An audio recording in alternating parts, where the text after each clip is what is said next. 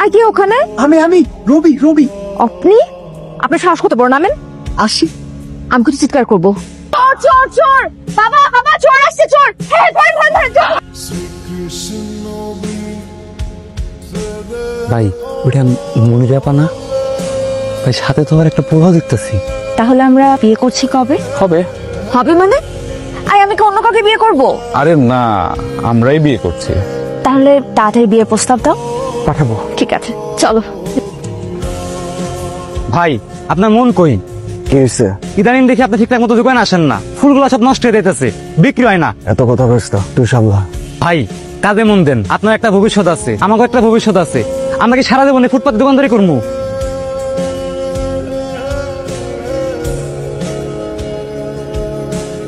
আপনি এখানে? কেন? আমি কি এখানে আসতে মানা?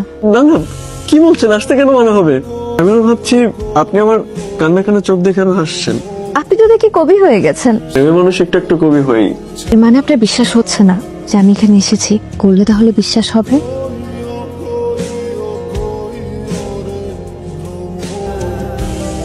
হয়তো না বলাই থেকে যাবে আমাদের এই ভালোবাসার কথা, জানা হবে না কোনোদিন আমাদের ভালোবাসার বিশালতা।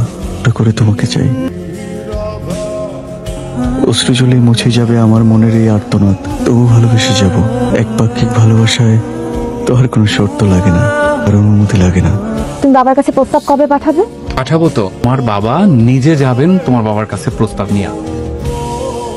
ইম্পর্ট্যান্ট? হ্যাঁ একটু ইম্পর্টেন্ট। হ্যালো, কে আপনি? আপনি ফোন করেছেন, আপনি বলুন।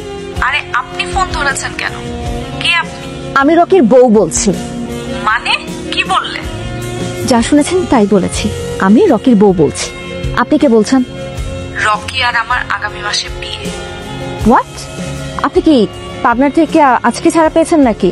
আমি ফান করছি না, আমি সিরিয়াস। কে আপনি? কি যেন নাম বললেন আপনার? লিপিকে? ও লিপি, লিপি নামে আমার তো একটা কাজিন আছে, আমার চাচাতো বোন।